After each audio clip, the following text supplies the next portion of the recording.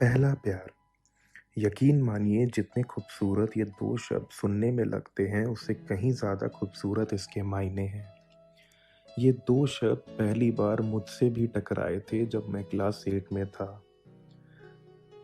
जैसा फ़िल्मों में होता है सब कुछ 2 पल के लिए रुक सा गया जैसे ही वो मेरे सामने आई। मैं पागलों की तरह मुस्कुरा कर उसे देखे जा रहा था। समय बीतता गया और इसके बाद कुछ भी फ़िल्मी ना था। रात होने को आ गई थी और पूरे शरीर में एक बेचैनी थी कि कैसे पता करूँ वो कौन है, कहाँ रहती है, कहाँ से आई थी। फिर क्या, बस अपनी डायरी निकाली और 2-4 पन्ने उस चेहरे पे ही लिख लिए। अगली सुबह दौड़ते हुए क्लास में जाके अपने अच्छे बच्चे की तरह बैठ गया। गेट की तरफ मेरी नज़र थी बट उसकी कोई खबर न थी। घड़ी पे देखा तो पता चला कि मैं काफ़ी देर पहले ही आ गया था। जैसे ही वो आती है और अपने सीट पे जाके बैठती है, पीछे मुड़ के देखने का मन तो बहुत था बट हिम्मत ना जुटा पाया।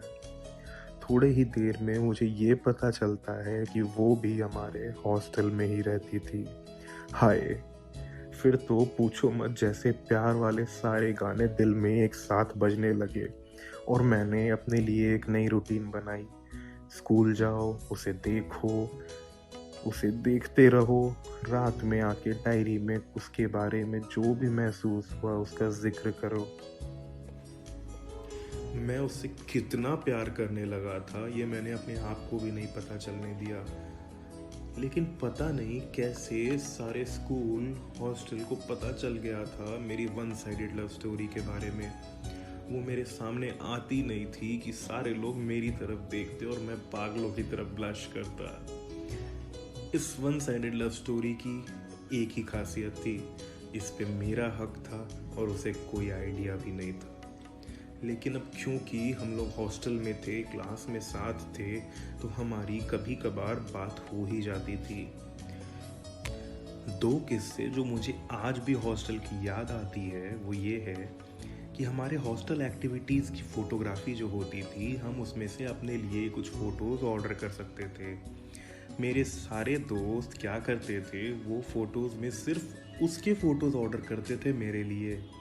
एक बार तो सर ने भी पूछ लिया, बेटा तुमने जो फ़ोटोज़ ऑर्डर करी हैं उसमें तुम तो हो ही नहीं, ये किसके लिए हैं। मैं वहाँ से शर्मा के भाग गया था। दूसरी बार क्या हुआ था, हम लोग फुटबॉल खेल रहे थे और वो हमारे से थोड़ी दूर पे ही वॉलीबॉल खेल रही थी।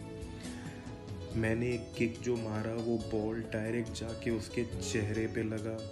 यकीन मानिए जैसे ही बॉल उसके चेहरे पे लगा, जितना दर्द मेरे को हुआ होगा शायद ही उसे हुआ होगा। मैं उसे जब सॉरी बोलने गया, उसने जिस मासूमियत से इट्स ओके बोलकर स्माइल किया, वो चेहरा मैं आज भी नहीं भूला हूँ। कुछ दिन बाद मैंने उससे अपना स्लैम बुक भरवाया था। उसमें एक कॉलम था बेस्ट मोमेंट्स विथ यू और उसने लिखा था व्हेन आई मेट यू। मैं आज तक कन्फ्यूजन में हूँ कि उसने कभी ऐसा बोला क्यों नहीं। मैंने उस लाइन को हाइलाइटर से हाईलाइट किया था, रात में डेली पढ़ता था और मेरी रात अच्छी कट रही थी। यकीन मानिए अगर ऐसे वन साइडेड स्टोरीज़ मैं आपको सुनाने लगा तो इस वीडियो की लिमिट ख़त्म हो जाएगी, फ़ोन की स्टोरेज ख़त्म हो जाएगी, बट ये स्टोरीज़ कभी ख़त्म नहीं होंगी। जाते जाते एक सच आपको बताना चाहूँगा, हम अपने पहले प्यार को कभी नहीं भुला सकते, आखिरी सांस तक नहीं, क्योंकि वो सिर्फ प्यार नहीं, एक एहसास होता है जो आपको बार बार नहीं हो सकता।